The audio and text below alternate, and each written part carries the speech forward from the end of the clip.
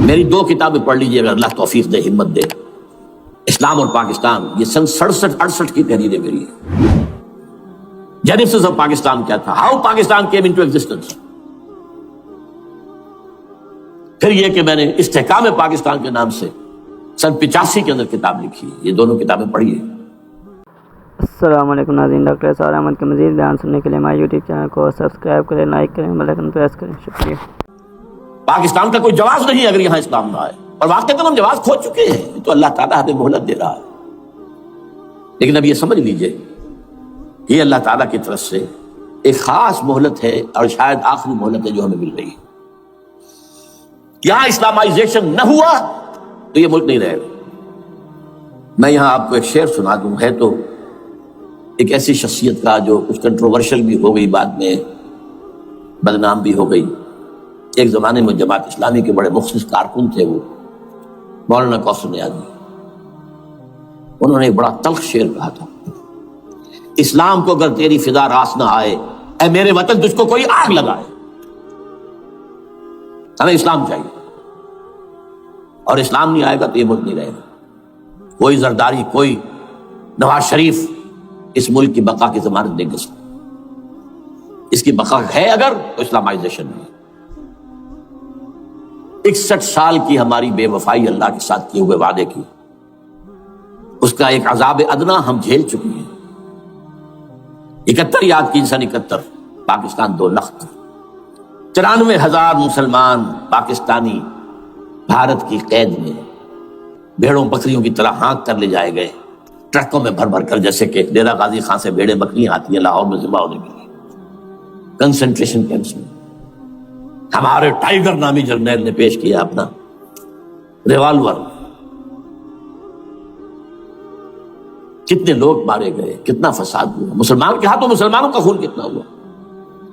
یہ اللہ کا ایک خاص عذاب ہوتا ہے. میں نے وہ آیت آپ کو سنائی تھی، قل هو القادر على ان يبعث عليكم عذابا من فوقكم او من تحت ارجلكم. اے نبی سے کہہ دیجیے اللہ اس پر قدرت رکھتا ہے، جب چاہے تم پر کوئی عذاب اوپر سے بھیج دے، تمہاری زمین کے نیچے سے نکال دے. زلزلہ آیا تھا کہ نہیں؟ او یلبسکم شیعا، ایک تیسری شکل بھی ہے. نہ اللہ آسمان کو کوئی تکلیف دے، نہ زمین کو. زمین پھٹے گی تو آدمی جائے گا نا اندر، بلکہ تمہیں گروہوں میں تقسیم کر کے او یلبسکم شیعا فیذیق بعضکم بعض بعض، تو ایک دوسرے کی قوت کا ایک دوسرے کو مزہ چکھائے. تم خود ایک دوسرے کے گلے کاٹو. ہمیں کسی اور قوم کو تکلیف دینے کی ضرورت نہیں ہوگی. یہ کام ہمارے ساتھ ہو چکا ہے 1971 میں. بہرحال اب اس کے بعد بھی تاخیر تو ہماری جو کی تو ہے. اب ہم اس جگہ پر پہنچ گیا کہ شاید اب عذاب الاکبر آنے والا ہے. وہ آیت بھی میں نے شروع میں پڑھی تھی، وَلَنُذِيقَنَّهُم مِّنَ الْعَذَابِ الْأَدْنَىٰ دُونَ الْعَذَابِ الْأَكْبَرِ لَعَلَّهُمْ يَرْجِعُونَ. چھوٹا عذاب آیا سن 71 میں پاکستان. بہرحال مغربی پاکستان تو برقرار رہا، اس کا نام بھی پاکستان رہا. اب شاید بڑا عذاب آ رہا ہو، بلکنائزیشن جس کے نقشے جو ہیں دنیا میں شائع کیے جا چکے ہیں. اور اس اسلامائزیشن کے لیے جو میں کہہ رہا ہوں کہ اس کے بغیر یہاں پاکستان نہیں رہے گا، اس کے لیے اس کی جو دستوری، تدریجی، قانونی، پرامن اگر راستہ اختیار نہ کیا گیا تو ملیٹنسی بڑھے گی. یہ رکنے والی نہیں ہے.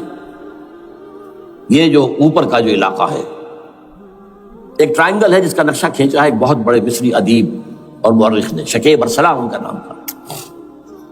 انہوں نے کہا ہے کہ یہ پامیر سطح مرتفع جو ہے، پامیر جسے روف آف دی ورلڈ کہا جاتا ہے، اس سے پہاڑوں کے سلسلے نکلتے ہیں. کوئی چین کی طرف چلا گیا، کوئی تبت کی طرف چلا گیا، جو قراقرم ادھر آ گیا پاکستان کی طرف، ہمالیہ آ گیا پاکستان انڈیا کی طرف، ادھر ہندو کش چلا گیا افغانستان میں. یہ سب جیسے کہ ایک جو پہیا ہوتا ہے اس کے جو لگے ہوتے ہیں سپوکس جنہیں کہتے ہیں. اس نے کہا کہ ایک طرف ہمالیہ اور ایک طرف ہندو کش، اس کے درمیان میں جو قوم رہتی ہے، اب نوٹ کر لیجیے، یہ ہمالیہ کا اینڈ جو ہے مغربی، وہ کیا ہے، یہ نتیا گلی وغیرہ اسی کا حصہ ہے. اس کے بعد ختم، دریائے سندھ بہ رہا ہے، لیکن اوپر جا کر وہ ٹرن دیتا ہے رائٹ کو، تو پھر اب وہ قراقرم اور ہمالیہ کے درمیان جاتا ہے، یہاں تک کہ انڈیا سے جو اس کا داخلے کا راستہ آ جاتا ہے. لیکن یہ جو ہے یہ درمیانی راستہ یہ اصل میں ہندو کش ادھر اور ہمالیہ ادھر، اس کے درمیان جو قوم آباد ہے، اور اس ٹرائنگل کا بیس ہے مالاکنڈ کا پہاڑ، مالاکنڈ، ہمالیہ، ہندو کش۔ اس ٹرائنگل میں جو قوم آباد ہے، شکیب ارسلان کہتا ہے اگر پوری دنیا میں اسلام کی نبضیں ڈوب جائیں تب بھی یہاں کے لوگوں میں اسلام کی نبض چلتی رہے۔ یہ وہ علاقہ ہے جہاں سے پاکستان کے طالبان کا آغاز ہوا، جہاں سے پرامن تحریک چلی تھی، اس کا راستہ روک دیا گیا۔ اب وہ شدت پسندی پر آ گئے، اور یہ شدت پسندی بڑھے گی اگر آپ نے تشدد سے روکا، اگر امریکہ کے چمچے بنے رہے، اگر امریکی ایجنڈے ہی کو پورا کرتے رہے اور اپنے لوگوں کو مارتے رہے، تو جواب میں دریک چراغ حقیقت کو گل کیا تم نے تو موج دودھ سے صد آفتاب ابھریں گے۔ یہ آپ جو آ رہے ہیں، کہاں سے آ رہے ہیں آپ کے یہ خودکش حملہ آور؟ یہ وہی ان لوگوں کے رشتہ دار ہیں نا جو امریکی بمبارڈمنٹ میں مارے گئے ہیں۔ کتنے ہیں جن کے بچے ختم ہو گئے، بیٹے مر گئے۔ یہ جو ہمارے ہاں ایک کمانڈوز کے کیمپ کے اوپر جو حملہ ہوا تھا اور خودکش بمبار، جس نے کہ شاید 18-19 بہترین آپ کے کمانڈوز ختم ہوئے تھے، وہ کون تھا؟ وہ خود کمانڈو تھا، اندر کے اور تو جا ہی نہیں سکتا تھا، یہ کمانڈوز کا کیمپ تھا، اور اس کے میس میں لوگ کوئی جا سکے، وہ خود کمانڈو تھا۔ اس کی بیٹی لال مسجد کے اندر جلی تھی۔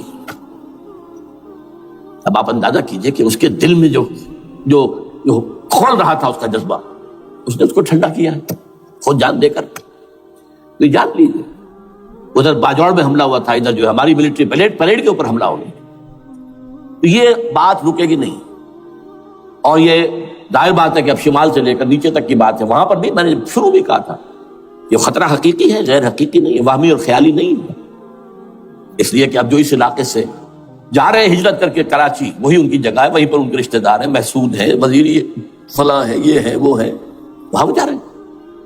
اور وہاں پر بھی ظاہر بات ہے کہ جو کچھ ہو رہا ہے افغانستان میں اور جو کچھ ہو رہا ہے شمال سرحدی صوبے میں، اس کا ایک تسلسل ہوگا۔ میں یہاں یہ عرض کر دوں آپ سے کہ تقریباً 4 سال قبل، بلکہ 4.5 سال، میں انتہائی مایوسی کو پہنچ چکا تھا کہ پاکستان کا وجود باقی نہیں رہے گا۔ میں نے یہی تقریر کی ہے 29 فروری سن 2004 اسی جگہ۔ پاکستان جواز کھو چکا، یہ اسلام کے نام پر تھا۔ ویئر اسلام؟ جو اسلام یہاں وہ تو بھارت میں بھی ہے، وہ تو امریکہ میں بھی ہے، وہ کہاں ہے اسلام کا سیاسی نظام، اسلام کا تعزیراتی نظام، اسلام کا کرمنل لا، اسلام کا سول لا، اسلام کے فیملی لاز کہاں بنائے تھے اس شخص نے جو فیلڈ مارشل بنا تھا، خود ساختہ، جو اس نے قوانین بنائے تھے؟ تمام علماء نے کہا تھا، تمام مکتب فکر کہ غلط ہے، تحریک کوئی نہیں اٹھائی، یہ ان کی غلطی تھی، کوتاہی تھی۔ جمہوریت کی تحریک میں شامل ہو گئے، اس پر کوئی تحریک نہیں چلائی۔ بہرحال وہ نظام کہاں ہے؟ وہ نظام تو قائم نہیں کیا۔ اس حوالے سے یہ اپنا جواز کھو چکا ہے۔ There's no rationale.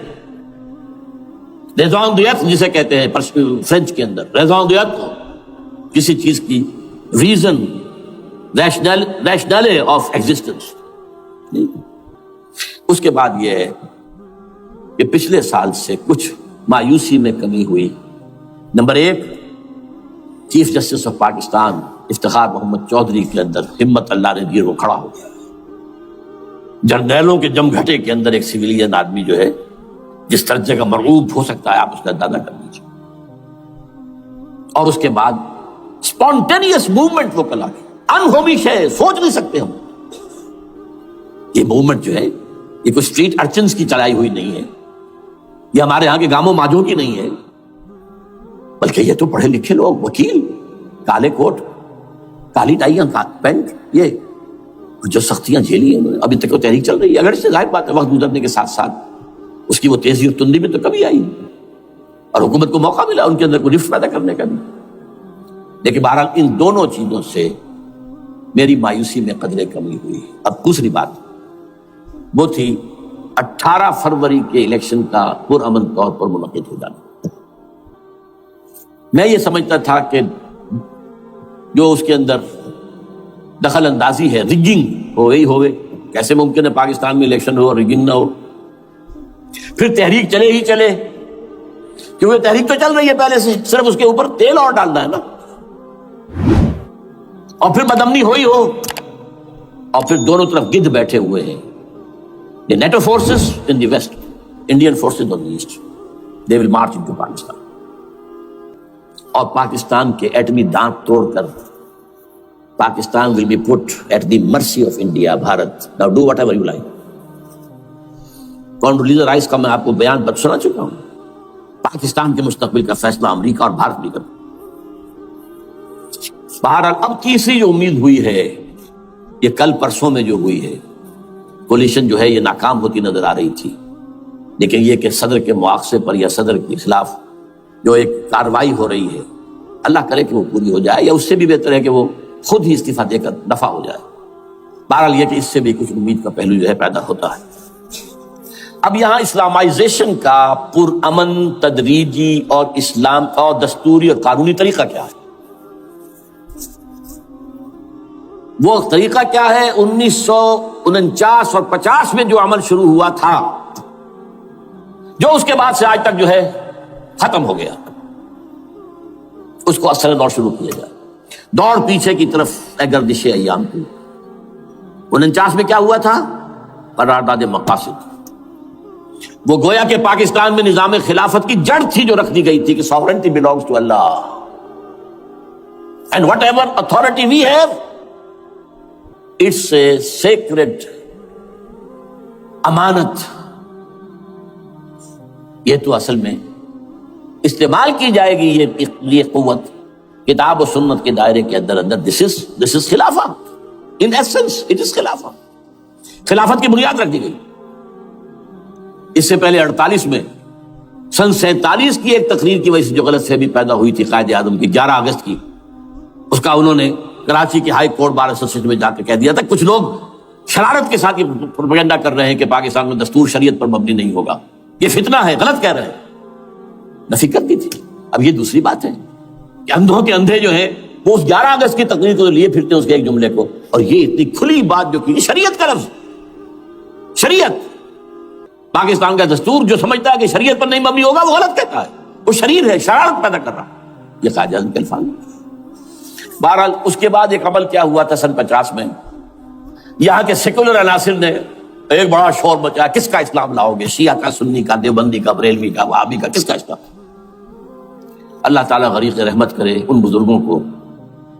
پاکستان کے تمام مذہبی مکاتب فکر کی ٹاپ کی قیادت جمع ہوئی کراچی میں. شیعہ بھی، اہل حدیث بھی، بریلوی بھی، دیوبندی بھی، 31 علماء، جماعت اسلامی بھی، مولانا مودودی بھی اس وقت.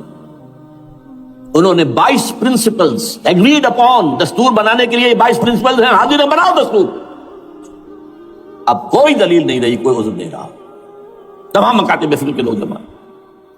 بعد میں ہوا کیا ہے، اس میں کس کا کتنا رول ہے، یہ بڑی درد بھری داستان ہے، میں اس وجہ کو چھیڑنا نہیں چاہتا.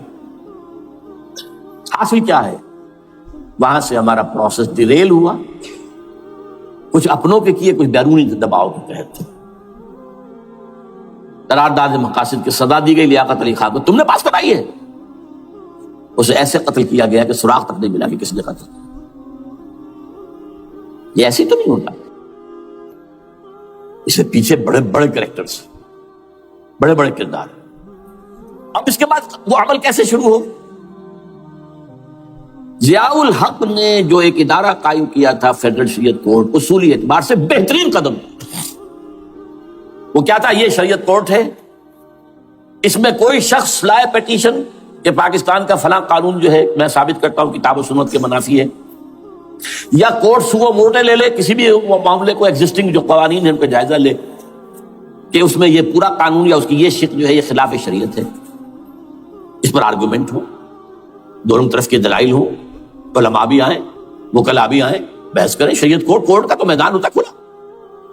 بالآخر اگر کورٹ فیصلہ دے دے کہ ہاں یہ ایگزسٹنگ قانون یا جو قانون قابل زیر غور ہے بننے جا رہا ہے یہ خلاف شریعت ہے یا جزمن شریعت کے خلاف ہے، تو وہ اسے کینسل کر دے گا اور کہہ دے گی کورٹ کہ اگر یہ مرکزی معاملہ ہے تو مرکزی حکومت، صوبائی معاملہ تو صوبائی حکومت. اتنی مدت میں 3 4 6 مہینے کے اندر اس کی آلٹرنیٹ لیجسلیشن کر لے، جیسے ہی مہلت ختم ہوگی یہ قانون ڈیفنکٹ ہو جائے گا. اصولی اعتبار سے اس سے زیادہ صحیح اسکیم کوئی نہیں سوچ سکتا. آج بھی میں قائل ہوں، لیکن یہ بدبختی تھی اس شخص کی، ضیاء الحق کی. کو بالکل غیر مؤثر کر دیا. 2 ہتھکڑیاں پہنا دی, 2 بیڑیاں پہنا دی. کانسٹیٹیوشن آف پاکستان آپ کے دائرے کار سے خارج ہے. یہ سیکریٹ کاؤ ہے, ہاتھ نہ لگانا. جو جوڈیشل پروسیجرل لاز ہیں, ضابطہ دیوانی, ضابطہ فوجداری, یہ بھی تمہارے دائرے سے خارج ہے. مالی معاملات 10 سال تک خارج, اور فیملی لاز مستقل خارج. انا للہ و انا الیہ راجعون. اب کرنے کا کام کیا ہے؟ نمبر 1, فیڈرل شریعت کورٹ کے دائرے پر جو تحدیدات ہیں, لیمیٹیشن ختم کی جائیں یکسر. نمبر 2, اس کا سٹیٹس کم سے کم ہائی کورٹ کے درجے کا ہونا چاہیے. نمبر 3, اس میں جید علماء کو لا کر بٹھایا جائے, ان کی میجورٹی ہونی چاہیے. وہ کلا بھی ہوں, جدید تعلیم کے, جدید قانون کے جاننے والے, لیکن علماء بھی ہوں. اگر آپ جید علماء کو لے آئیں گے تو پھر وہ جو عام مولوی ہے بیچارہ, وہ جو پوری طرح نیم خواندہ ہے یا نیم تعلیم یافتہ ہے, یا ہمارا عام آدمی ہے جو طالبان کے انداز کے اندر وہ شدت پسندی پر آ گیا ہے, اسے یہ اندازہ نہیں ہے کہ دین میں اہمیت کس شے کی اول ہے, پھر دوسری کون سی, ساتویں شے کون سی ہے. اب اس کے بجائے علماء, جدید علماء, تمام جو ہے مسالک کے علماء اس میں شامل کیے جائیں. اس کے فیصلوں پر نظر ثانی کا کھلا موقع ہونا چاہیے. ایک دفعہ عدالت فیصلہ کر دے, نظر ثانی کا موقع ہونا چاہیے. اور کسی شہری کی طرف سے پیٹیشن آئے یا سو موٹو, وہ جائزہ لے اور ایک ایک کر کے قوانین جو ہے غلط ختم. ان کی جگہ پر لیجسلیشن پارلیمنٹ ہی کرے گی یا صوبائی اسمبلی کرے گی. کورٹ کا کام لیجسلیشن نہیں ہے. وہ یہ کہہ سکتا ہے کہ یہ بھائی یہ معاملہ جو ہے شریعت سے تجاوز کر گیا ہے, یا فلاں جو قانون تم بنانے چلے اس کی یہ شریعت کے خلاف ہے, بس فیصلہ یہ دے گی. ظاہر بات ہے لیجسلیشن اس کا کام نہیں. لیجسلیشن جو کرے گی آپ کی نیشنل اسمبلی کرے گی, آپ کی صوبائی اسمبلی کرے گی, لیکن وہ اس کا متبادل قانون لے آئیں اور پہلا قانون ختم ہو جائے. اچھا, اس عرصے کے دوران جو کونسل آف اسلامک آئیڈیالوجی پر ارب روپیہ خرچ ہوا ہے, اس کی رپورٹوں کے انبار لگ گئے ہیں, کسی ایک سفارش کو بھی آج تک پارلیمنٹ میں پیش نہیں کیا گیا. اور اس میں جید علماء رہے ہیں اور تمام مکاتب فکر کے علماء رہے ہیں. ان کی رپورٹوں کو رفتہ رفتہ پارلیمنٹ کے سامنے لایا جائے اور ان کے ذریعے سے نئی قانون سازی کی جائے. اگر آپ یہ قانونی دستوری راستہ کھول دیں گے اور تجدیداً اس طریقے سے Islamization of laws of Pakistan ہو جائے, تو ظاہر بات ہے کہ پھر جو دہشت گرد ہیں, دہشت پسند ہیں, جن کو آپ خطرہ کہہ رہے ہیں, خطرہ, طالبان آنند, طالبان آ گئے, طالبان آ رہے ہیں, اب ڈرو اور بچو اور مقابلے کی تیاری کرو اور اسلحہ تیار کرو. اگر یہ کام کریں گے تو پھر ظاہر بات ہے کہ وہ تو فساد ہوگا, اور فساد کا نتیجہ کیا نکلے وہ اللہ ہی بہتر جانتا ہے. لیکن یہ پروسیس جو میں نے بیان کیا ہے, اگر اس پر عمل ہو جائے تو یہ وہ پروسیس ہے جسے جنرل حمید گل نے کہا تھا کہ اگر ایسا ہو جائے تو یہ سافٹ ریولوشن ہوگا, بغیر تشدد کے, بغیر کسی اور کے. اگر نیت ٹھیک ہے اور اگر یہ واقعی جیسے قائم علی شاہ نے سمجھ لیا ہے اور جیسے کہ ذوالفقار مرزا نے سمجھ لیا ہے, اسلامائزیشن اگر اس کو سب سمجھ لے, زرداری بھی سمجھ لے اور نواز شریف بھی سمجھ لے اور سب سمجھ لے, تو ظاہر بات ہے کہ پھر کسی توڑ پھوڑ کے بغیر, کسی اور بدامنی کے بغیر, کسی تشدد کے بغیر اسلامائزیشن یہاں ہو جائے تو سب کے دل خوش ہو جائیں گے, اور یہ سارا جو بھی تشدد ہے, یہ دہشت گردی ہے, اس کے راستے بند ہو جائے. اگر ایسا نہیں کرتے تو غیر تعلیم یافتہ یا نیم تعلیم یافتہ, جن کو کوئی پورا تصور نہیں ہے, نہ دنیا کے حالات کا علم ہے, نہ شریعت کے جو اصل مصادر اور منابع ہیں, اصل سورسز ان تک رسائی ہے, بس کچھ چیزیں سن رکھی ہیں. یہ تو معلوم ہے انہیں کہ داڑھی رکھنی ہے, سنت ہے, لیکن یہ کہ یہ فرض تو نہیں ہے بھائی, پھر اس کی کوئی خاص مقدار تو معین نہیں ہے, یہ تو نہیں جانتے. ویڈیوز ہیں, آڈیوز ہیں, ان میں گانے ہیں, اس میں آپ کو معلوم ہے کہ قریانیت ہے, جو بھی ویڈیوز ہیں, اور وہ تو ان کو جلائیں گے ان کی دکانوں. آپ تعلیم دے رہے ہیں لڑکیوں کو, وہ جانتے ہیں جو تعلیم آپ دینا چاہتے ہیں. آپ تو ڈانس کی تعلیم کو بھی وہاں پر نافذ کر رہے ہیں. آپ نے تو تعلیم کا شعبہ ہی دے دیا اسماعیلیوں کے ہاتھ میں, لہذا ان کا تو رد عمل ہوگا, ہوئے. اس کا راستہ اگر روکنا ہے تو اس پروسیس سے جو میں نے بیان کر دیا ہے, جس کو میں بیان کر رہا ہوں نہ معلوم کب سے. نواز شریف صاحب, ان کے والد میاں محمد شریف صاحب مرحوم, اور شہباز شریف صاحب اور عباس شریف صاحب چاروں میرے پاس آئے تھے, 2 دفعہ آئے تھے, اور میں نے یہ ترمیمی بل پیش کیا تھا جس کے آئٹم میں نے آپ کو گنوا دیے. بہرحال نہیں کیا کچھ لوگوں نے، لیکن یہ کہ اگر یہ نہیں کریں گے تو یہ کہ دوسری طرف یہ سمجھ لیجئے اس وقت پاکستان کے دینی مدرسوں میں شدید تحریک چل رہی ہے۔ لال مسجد یہ ایک سمبل بن چکا ہے، یہ ایک علامت ہے، اور یہ ملیٹنسی کی طرف بہت بڑی تعداد میں، خاص طور پر جو طالب علم ہیں عربی مدارس کے، طالبان کی سورس یہی تو ہے نا، یہی تھے جن سے کہ افغانستان میں طالبان ابھرے تھے اور یہیں سے پاکستان کو ابھر رہے ہیں۔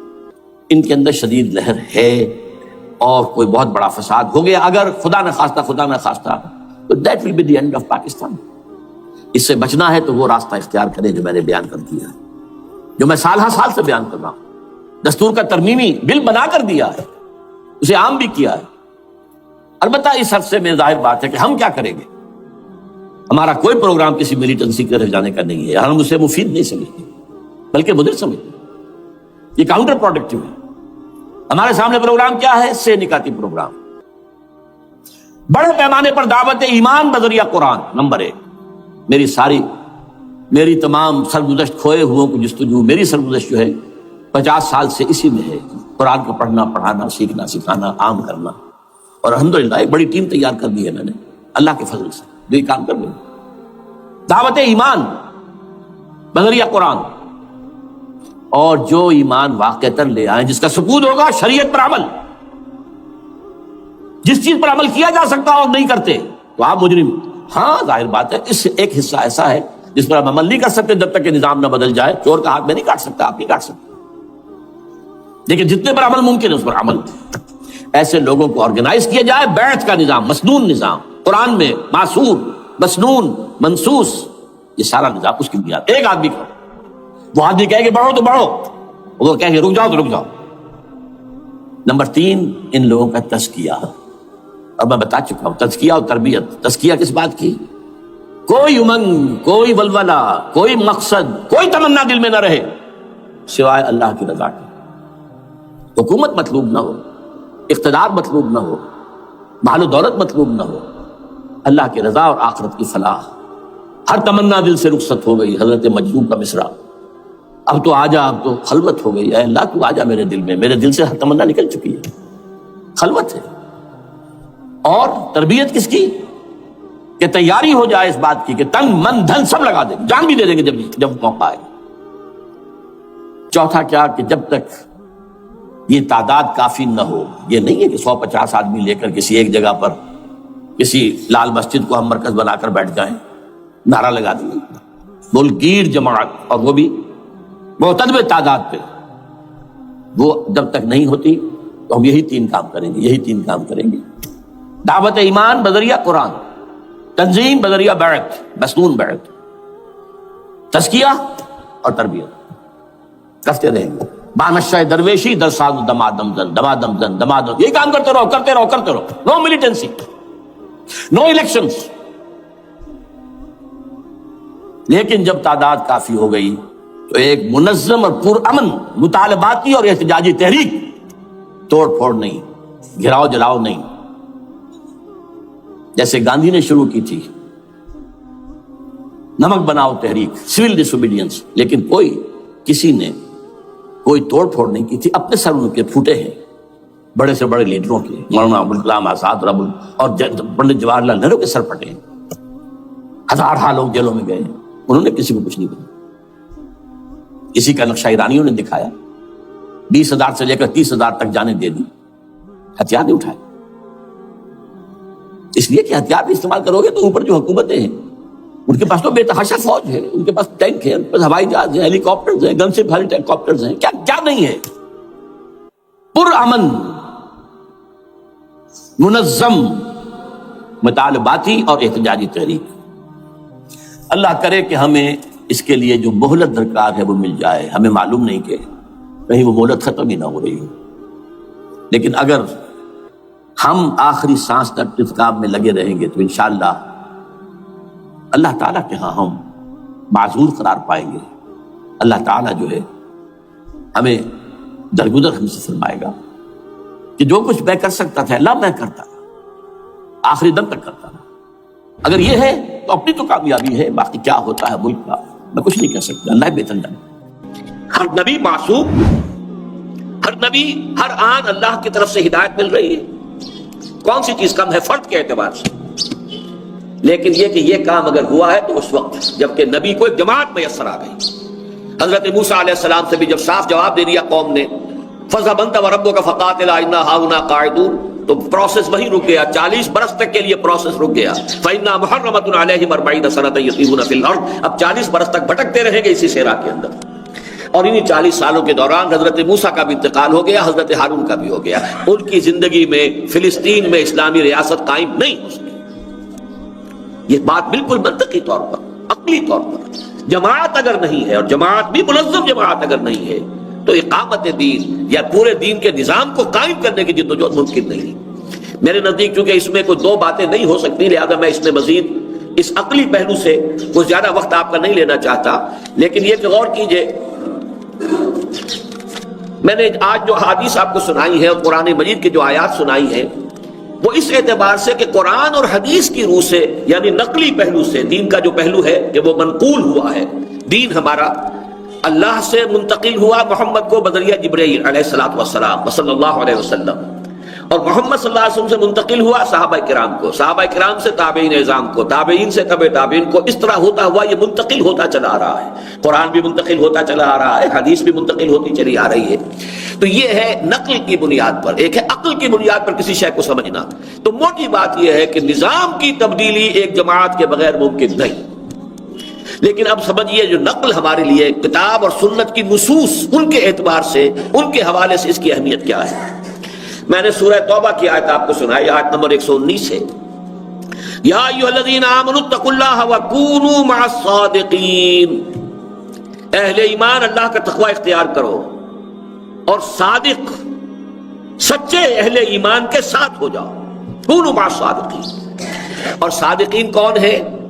شاید اس مجمع میں تو ہر شخص کو وہ آیت یاد ہو، سورہ حجرات کی آیت نمبر 15، انما المؤمنون الذین آمنوا باللہ ورسولہ ثم لم یرتابوا وجاہدوا باموالہم وانفسہم فی سبیل اللہ اولئک ھم الصادقون.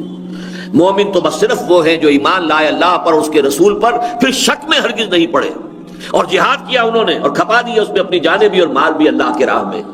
حقیقت میں یہی لوگ سچے ہیں. ایسے لوگوں کے ساتھ شامل ہونا اس کا حکم ہے جو آیت نمبر 119 میں سورہ توبہ کی اللہ تعالیٰ کی طرف سے میں آپ کو سنا رہا ہوں. یا ایھا الذین آمنوا اتقوا اللہ وکونوا مع الصادقین.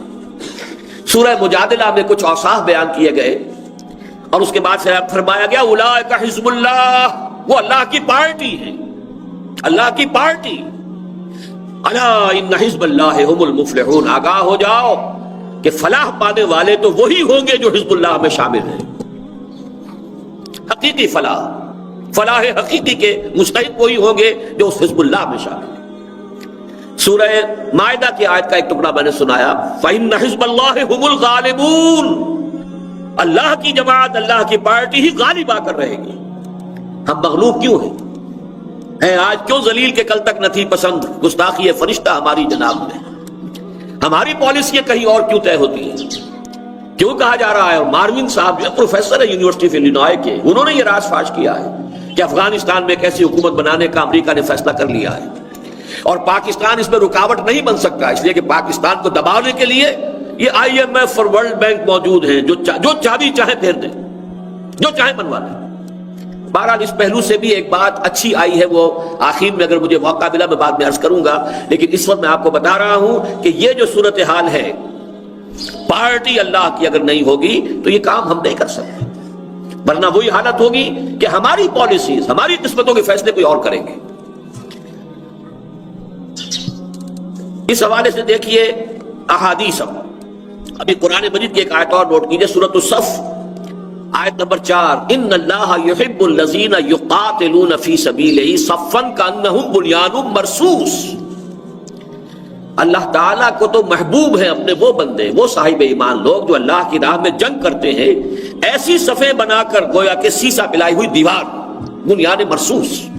نہ صرف جماعت بھی ایسی مضبوط، ایسے ڈسپلن والی کہ جیسے جس کو آپ آج کل کہتے ہیں ری انفورس کانکریٹ RCC کی، اسی طریقے سے بنیان مرصوص ہوتی تھی کہ وہ دیوار بنا کر اور پھر اس کے درزوں کو پر کرتے تھے. وہ جو سیسا پلائی ہوئی دیوار، سیسا جو ہے اس کو میلٹ کر کے اسے پگھلا کر پھر اس کے درزوں کے اندر ڈال دیا جاتا تھا تاکہ وہ مضبوط دیوار ہو جائے۔ یہ میں نے 4 آیات آپ کو سنائی، پھر نوٹ کر لیجئے۔ یا ایھا الذین آمنوا اتقوا اللہ وکونوا مع الصادقین، اولئک حزب اللہ الا ان حزب اللہ هم المفلحون فإن حزب اللہ هم الغالبون ان اللہ يحب الذین یقاتلون فی سبیلہ صفا کأنہم بنیان مرصوص۔ صدق اللہ العظیم۔ اب احادیث نوٹ کیجئے۔ حضرت عمر سے رضی اللہ تعالی عنہ، اور امام ترمذی نے یہ روایت جو ہے نقل کی ہے کہ حضور نے فرمایا علیکم بالجماعہ، مسلمانوں تم پر لازم ہے جماعت کی حیثیت میں رہنا، وَإِيَّاكُمْ وَالْفُرْقَةَ، اور دیکھو علیحدہ رہنے سے بچو۔ فَإِنَّ الشَّيْطَانَ مَعَ الْوَاحِدِ، اکیلے کے ساتھ شیطان آ کر لگ جاتا ہے، وَهُوَ مِنَ الْاثْنَيْنِ أَبْعَدُ، 2 سے وہ دور ہو جاتا ہے۔ ایک اکیلا، 2 11۔ اکیلا وہ واحد ہے، فَإِنَّ الشَّيْطَانَ مَعَ الْوَاحِدِ، یہ ہے وہ بات جو کہی ہے محمد رسول اللہ صلی اللہ علیہ وسلم، فَإِنَّ الشَّيْطَانَ مَعَ الْوَاحِدِ وَهُوَ مِنَ الْاثْنَيْنِ أَبْعَدُ، 2 بھی ہو جائیں گے۔ آپ کو معلوم ہے 2 سے بھی ایک جماعت ہو جاتی ہے، ایک امام اور ایک مقتدی، ایک امیر ایک مامور، جماعت ہو جائے گی۔ تو فرمایا کہ 2 سے وہ دور ہو جاتا ہے۔ حضرت عبداللہ ابن عمر رضی اللہ تعالیٰ عنہما سے امام ترمذی نے روایت کیا ہے، ید اللہ علی الجماعہ، اللہ کی تائید، اللہ کی نصرت، اللہ کی مدد جماعت کے ساتھ ہے۔ تیسری حدیث وہ ہے جو بہت مرتبہ میں نے آپ کو سنائی ہے اور جامع ترین حدیث اس موضوع پر وہی ہے، حضرت حارث اشعری رضی اللہ تعالیٰ عنہ سے، اور یہ مسند احمد ابن حنبل میں بھی ہے، جامع ترمذی میں بھی ہے رحمہ اللہ۔